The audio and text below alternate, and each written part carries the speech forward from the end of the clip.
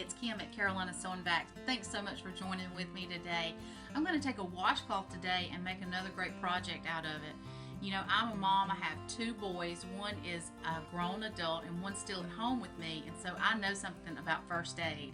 And I tell you, they get hurt a lot, as all of us do.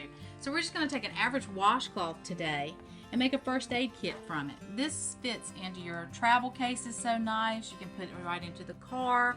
If you've got a child that's going to be going overnight somewhere and maybe you want to include a few band-aids or something, it's great. But it really folds up so nicely. And you've got your own little travel first aid kit, and it's easy to make. Only takes 4 items today to get this sewn. We're going to take an average washcloth, just an average washcloth, a strip of elastic that measures with the size of my washcloth. I found 14 inches to be a good size. There's so many different elastics to choose from. I like the Stretch Right knit elastic for this, and I like to get something that's at least 1.25 inches. Okay, and that's completely up to you if you wanted to go a little bit narrower or a little bit wider. We're going to need a strip of fabric. This strip of fabric here is 7 by 22, rough amount. And then I also have a piece of interfacing, fusible batting or cotton batting inside, sandwiched in between. This is just to give your strap here just a little bit of body to hold on to, and it holds everything nicely. It's not something that's actually necessary, but if you've got some of that around home, I do like to piece that, fuse that in or quilt that in before your project gets started. I'm going to show you a little quick easy trick on getting that sewn. And then the last thing we're going to use today is the magnetic closure.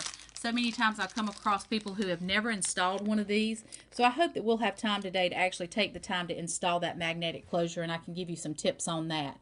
We're going to use our magnetic closure to close our project all up. So let's get started. All right, so let's begin by putting our elastic in first. It's not that important, but it is visually that you follow these steps.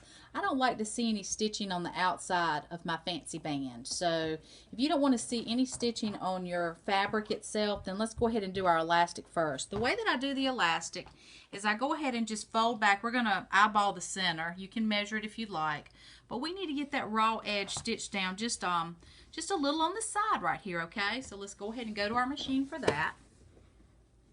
When you get ready to insert your separator pockets, you're going to want to either measure and draw a line or choose to guess at it. Okay, so you have to make that decision today. I'll stitch these down first, and please know that I'm going to cheat anytime I can. Look, I actually have lines on my washcloth that give me a perfect little area to follow so that I know that my elastic's on straight without me having to measure and mark. So let me stitch this side.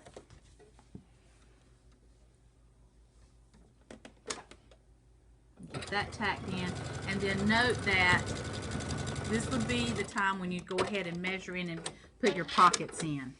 And so for time's sake today, I'm just going to use a few spots on my sewing machine actually to give us some positions to go ahead and sew. I'm going to stitch this 3 times, okay?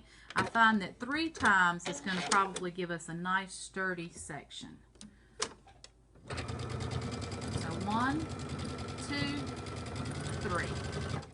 Touch those scissors and cut, and let's move on to the next one. I'm going to give us a little bit smaller. Sewing 1, 2, and 3 back down, and touch those scissors and cut that. We need lots of spots for band-aids, so the 1 inch or 1.5 inch is great for that. And then I like to make a pocket for a nail file and clippers also. And I found that tweezers are nice to take along, so I might even do something a little tinier down here. 1, 2, and 3, and cut. And now all our sections are actually in place, completely in place. So we'll go back over here. Let you see that, so we can see that all our pockets are done. Now we're going to actually go ahead and prepare our fancy band. Now the way I do this is I have already prepped the fabric by cutting my fabric and pressing down my raw edges 1/4 inch on my long end. And if you'll notice, my side, my short ends are still raw. So what I'm going to do to finish those off is I fold those right sides together, just like this, and run about 1/4 of an inch seam on the edge of that fabric. This way, all that gets tucked in nicely and nobody ever sees it. I'm going to go ahead and do both ends for you.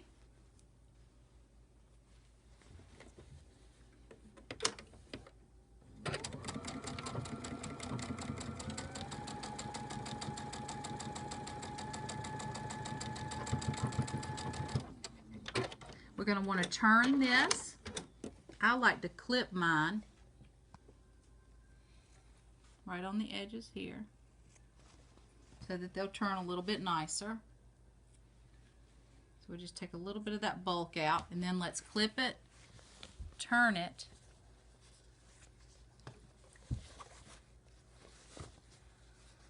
and see how nicely that pushes out all on its own. Makes it great. We're going to top stitch this now, so going back to the machine. If you have an edge stitching foot, you can go ahead and put that on. I just want to top stitch right down the sides.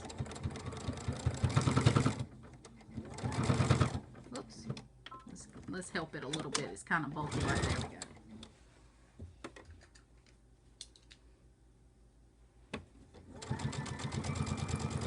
What this is going to do is it closes up the side of our fancy band, and it assures us that those raw edges are stitched down in place so they cannot peek themselves back open.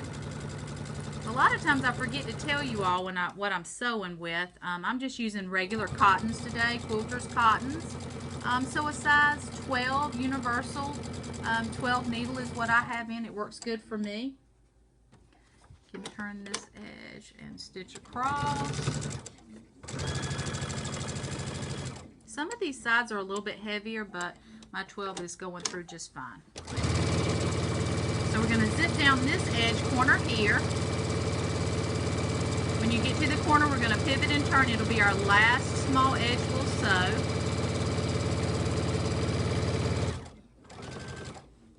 Just pivot and turn that.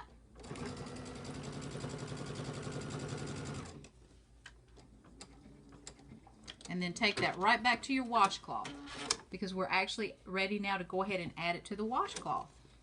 So there's no wrong side or right side at this point. You just choose the side that you want to apply. You can see that this is what we're doing here. We're just going to get him positioned with the washcloth in the center here. Now I probably would, instead of guessing at this point, measure from the washcloth out to make sure that we're somewhat in the center, and we have 4 inches there and 4 1/4 here. So I'm going to just run my finger down it like that and pin this in place. And are you ready to sew?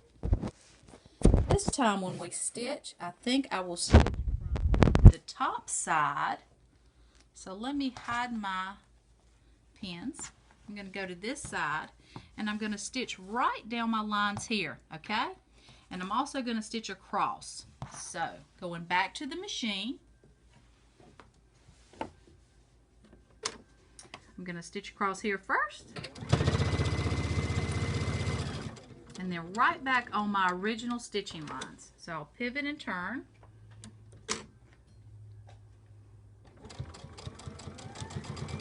I have my pins tucked away nicely so that they should not interfere with our stitching. So you can just go ahead and sew and not have to worry about your needle penetrating one of your pins. I'm going to pivot at this edge. Get this sewn on nice. And I actually see a pin right here, so I think I'll remove that just to be safe. I don't want any accidents today. We don't want to have to use our first aid kit. So pivot again. Last edge.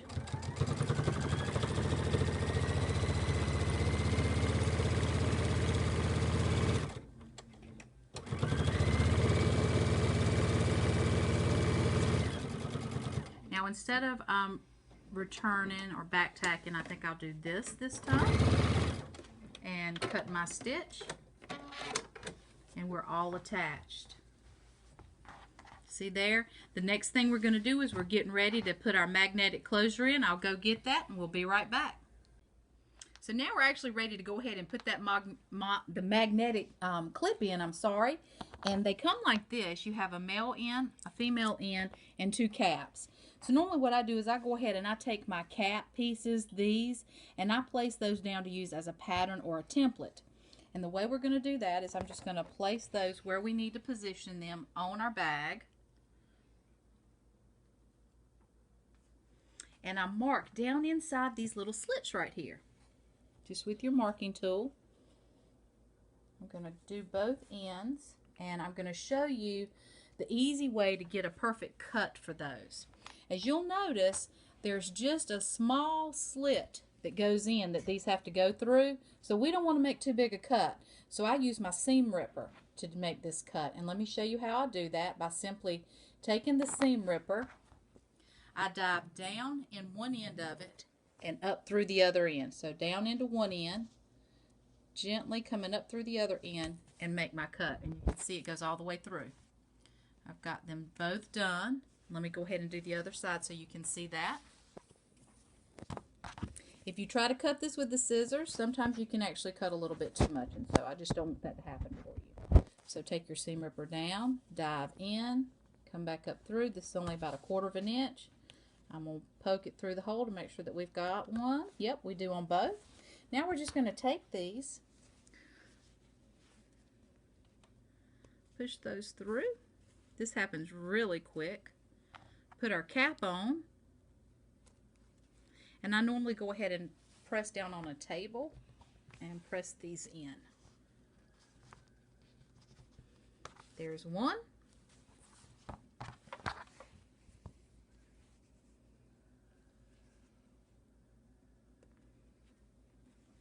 And 2. Again, I'm going to press those on the table.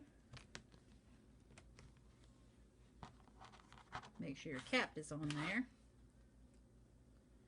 You know, these are great for wallets, purses, all types of accessories that we make, quick, easy pouches, bags. The magnetic closure gives you such a nice, finished, professional look, and it's so easy to do. Now we put ours in where you're actually going to see the cap on the inside, because what we're going to now do is flip this around and stitch it down on both ends. So we'll pin that. And to put your zipper foot on is the best thing to do. To go ahead and put your zipper foot on, and you can stitch down around your existing line and zipper foot in order to get up against your magnetic closure. Once that's done, your first aid kit is ready to be loaded down and used. There's your little magnetic closures. Fold it up, put it in the car, or take it traveling with you on your next trip. I hope you enjoy.